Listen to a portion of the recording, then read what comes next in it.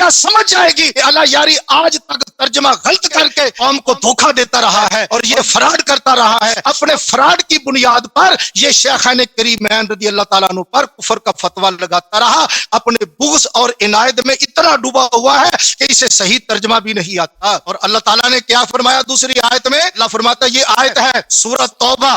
سورہ توبہ. اوے حسن اللہ یاری سورہ توبہ تو بھی توبہ کر لے. آج تجھے بھی توبہ کرا کے جاؤں گا انشاءاللہ تعالیٰ. آج تجھے بھی شیخین کا خادم اور نوکر بنا کر جاؤں گا انشاءاللہ تعالیٰ. سورہ توبہ آیت نمبر 115 اللہ تعالیٰ قرآن میں فرماتا ہے. حسن اللہ یاری اسی آیت پر ہی غور کر لے یار, انہیں مرنا بھی ہے, قبر میں جانا ہے. اللہ تعالیٰ فرماتا ہے وَمَا كَانَ اللَّهُ لِيُضِلَّ قَوْمًا بَعْدَ إِذْ هَدَاهُمْ. اللہ ایسا نہیں ہے کسی قوم کو ہدایت دینے کے بعد اس سے گمراہ کرے. حَتَّى يُبَيِّنَ لَهُم مَّا يَتَّقُونَ. جب تک کہ اللہ انہیں کھول کھول کر یہ بیان نہ کر دے کہ انہوں نے کس چیز سے بچنا ہے. معلوم ہوا نزول سے پہلے حکم لاگو نہیں ہوتا.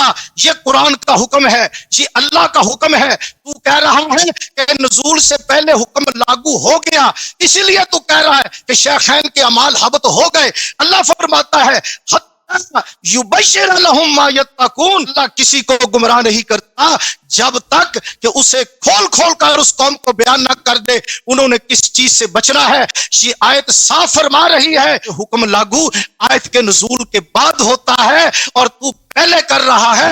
خدا کا خوف کر, اپنی قبر کیوں کالی کرتا ہے, اپنی آخرت کیوں تباہ کر رہا ہے اور کیوں جھوٹ بول رہا ہے. معلوم ہوا تیرا ترجمہ غلط ہے.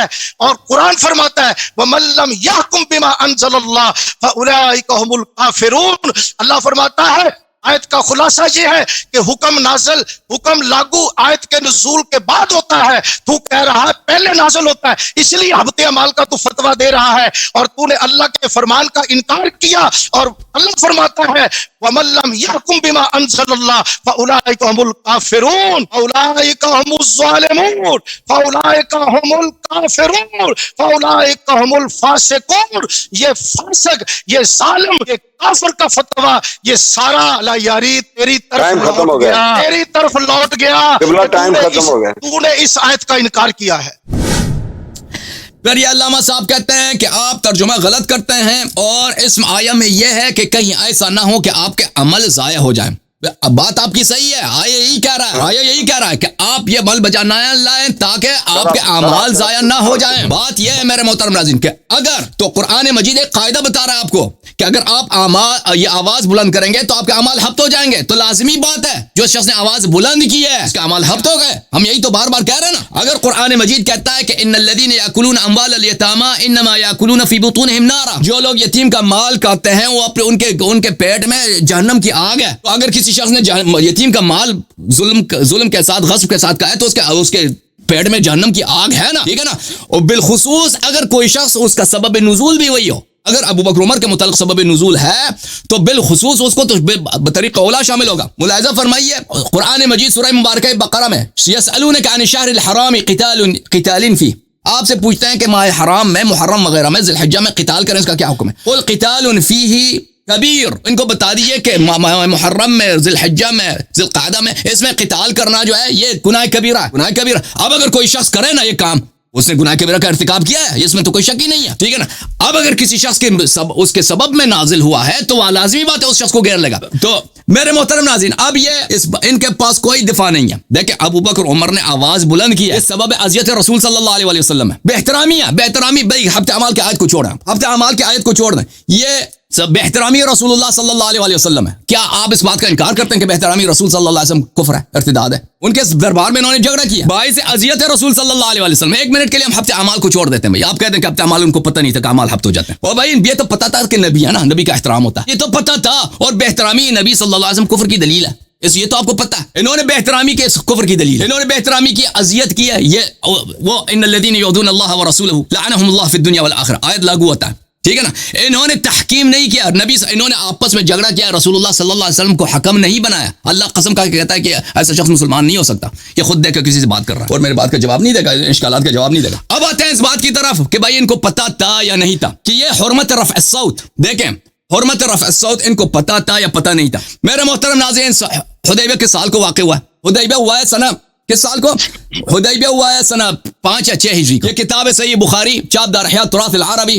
یہ کتاب الشروط حدیث نمبر 2732 ہے. یہ حدیبیہ کے مقام پر عروہ ابن مسعود رسول اللہ صلی اللہ علیہ وسلم سے ملاقات ہوتی ہے. واپس کفار مکہ کے پاس جاتے ہیں. کہتے ہیں رسول اللہ صلی اللہ علیہ وسلم کی صحابہ بڑی عزت کرتے ہیں. خفضوا اصواتهم عنده. ان کی تو کیسے ہوتا ہے کہ ان کی آواز دھیمی رکھتے ہیں ان کے سامنے. ٹھیک ہے نا. ملاحظہ کریں میرے محترم ناظرین, یہ کتاب ہے المغازی للواقدی. اسی جزء ثانی یہاں پر حدیبیہ کے مقام پر ام عمارہ سے روایت کرتے ہیں کہ میں نے دیکھا کہ وہاں پہ رسول پاک صلی اللہ علیہ وسلم بیٹھے ہیں. رسول اللہ صلی اللہ علیہ وسلم کے سر پہ 2 صحابی تھے, وہ سلاح کے ساتھ ان کے پیچھے کھڑے تھے. تو کفار کی جانب سے سہیل ابن عمرو آئے تھے. بلے رفع صوتہ, اس نے اپنی آواز بلند کی. جو ہی اس نے آواز بلند کی, قال اخفض من صوتک عند رسول اللہ صلی اللہ علیہ وسلم. جو ہی کافروں کا الچی مشرکین کا الچی آواز بلند کی, اس نے چیخنے کی کوشش کی. 2 صحابی ساتھ کھڑے تھے, اس پہ انہوں نے انکار کیا. اس کی مطلب آواز نیچے رکھو, آواز دھیمی رکھو ادھر پیغمبر صلی اللہ علیہ وسلم کے سامنے. ٹھیک ہے نا. تو آواز دھیمی رکھوا ہے. آپ کہتے ہیں ان کو پتہ نہیں تھا جی. یہ سنہ 5-6 ہجری کا واقعہ ہے. ثابت ابن قیس ابن شماس, وہ جو مسلم کی احادیث سب اجماعی ہیں جسے آپ انکار کرنے لگے ہیں, وہ اس میں تو یہی تو ہے نا میرے بھائی. ثابت ابن قیس دیکھیں, ثابت ابن قیس جو تھا وہ قدرتی طور پہ اس جہیر الصوت تھا. یہ کتاب ہے جزء اول, وہ چلاتا نہیں تھا, اس کی آواز ویسے ہی موٹی تھی. ثابت ابن قیس کان جہیر الصوت. ملاحظہ کریں مستدرک علی الصحیحین میں روایت ہے جزء ثانی یہاں پر حدیث نمبر 5103 بلکہ جزء ثالث ہے. جب یہ آیت نازل ہوئی ہے وَأَنَا جَهِيرَ الصَّوْتِ, بلے کہ میں تو ہلاک ہو گیا ہوں یا رسول اللہ, میں تو جہنمی بن گیا ہوں کیونکہ میری آواز ویسے قدرتی طور پہ موٹی ہے. رسول اللہ صلی اللہ علیہ وسلم نے کہا کہ نہیں تو جنتی ہے, تو جہنمی نہیں ہے. تو اس نے آواز بلند بھی نہیں کیا تھا, لیکن وہ ویسے ہی اس کی آواز جو تھی موٹی آواز تھی اس کی. ٹھیک ہے نا.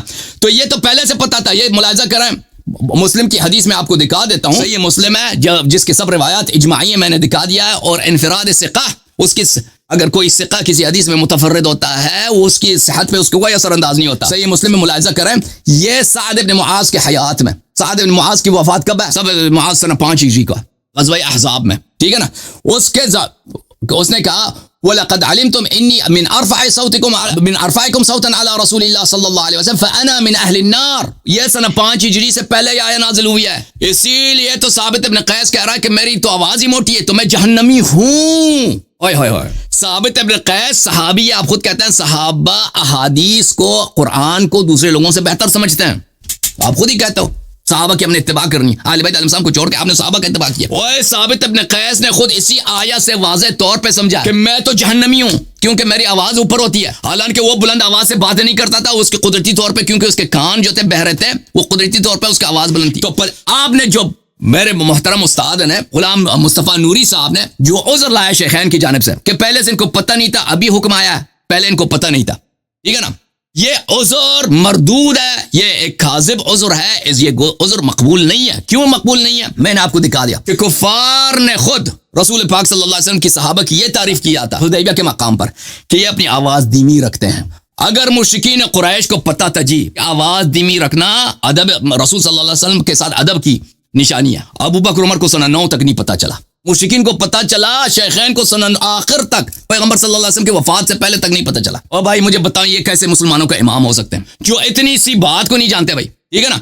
اور یہ آیت تو پہلے بھی ایک دفعہ نازل ہوا تھا ثابت ابن قیس کے معاملے میں. اچھا تو پتہ یہ چلا میرے محترم ناظرین کہ یہ کہنا ان کا کہ ان کو پتہ نہیں تھا یہ باطل ہے. پھر اللہ نے جب کہہ دیا وانتم لا تشعرون تحبط اعمالکم وانتم لا, آپ کے اعمال حبط ہو جائیں گے اور آپ کو پتہ بھی نہیں ہوگا. تو یہ کہنا کہ ان کو پتہ نہیں تھا, یہ خود قرآن کہہ رہا ہے کہ یہ عذر مقبول نہیں ہے جی. پھر قرآن مجید بتا رہا ہے کہ پتہ تھا جی, پتہ تھا. ان الذين يغضون اصواتهم عند رسول الله صلی اللہ علیہ وسلم اولئک الذين امتحن الله قلوبهم للتقوى لهم مغفرة واجر عظیم. جو لوگ اپنی آواز دھیمی رکھتے آ رہے ہیں رسول صلی اللہ علیہ وسلم کے سامنے, رسول صلی اللہ علیہ وسلم کے دربار اقدس میں, اللہ تعالیٰ نے ان کے دلوں سے ایمان کا امتحان لیا ہے, ان کے لیے مغفرت بھی اجر عظیم ہے. تو لوگوں کو پتہ تھا نا, تبھی اللہ نے مدح کی ان کی. یہ مومن ہے کیونکہ ادب رسول صلی اللہ علیہ وسلم کا مراعات کرتے ہیں. اور میرے محترم ناظرین دلائل بہت واضح ہیں, ان کی اپنی کتابوں سے میں نے دکھا دیا ہے کہ رفع الصوت ارتداد کا دلیل ہے. اس نے جواب نہیں دیا, کوئی جواب نہیں دیا جی.